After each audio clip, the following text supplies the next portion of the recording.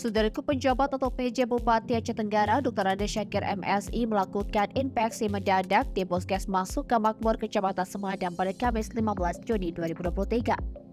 Dalam sidak itu, PJ Bupati Aceh Tenggara, Dr. Ade Syakir MSI masuk di setiap ruangan dan keliling di Puskesmas tersebut.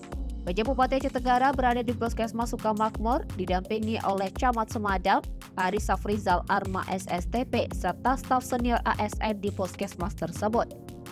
Pada sidak itu, PJ Bupati Aceh Tenggara menanyakan berulang kali apakah kepala puskesmas rutin masuk kantor, namun para staf terlihat terdiam lama.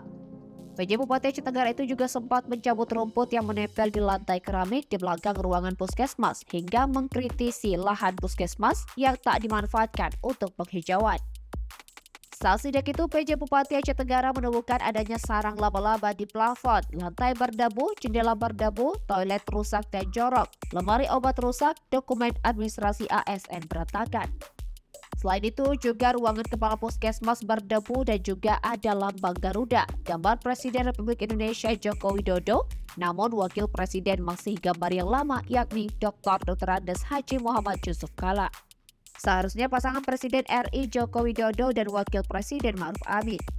Melihat ruangan seperti jarang ditempati dan kepala puskesmas saat sidak tidak ada di puskesmas, kemudian PJ Bupati Aceh Tenggara Dr. Ade Syakir MSI meminta apa yang menjadi temuan di puskesmas tersebut segera dibersihkan dan mengirimkan foto kalau temuan di puskesmas Sukamakmur telah dibenahi. Kemudian, PJ Bupati Aceh Tenggara Dr. Ade Syakir MSI juga memeriksa absensi. Dari jumlah 40 PNS dan honorer, hanya ada 12 orang yang datang dan teken absensi. Dari Aceh Tenggara, Asnawi Lui, Tribun Gayo.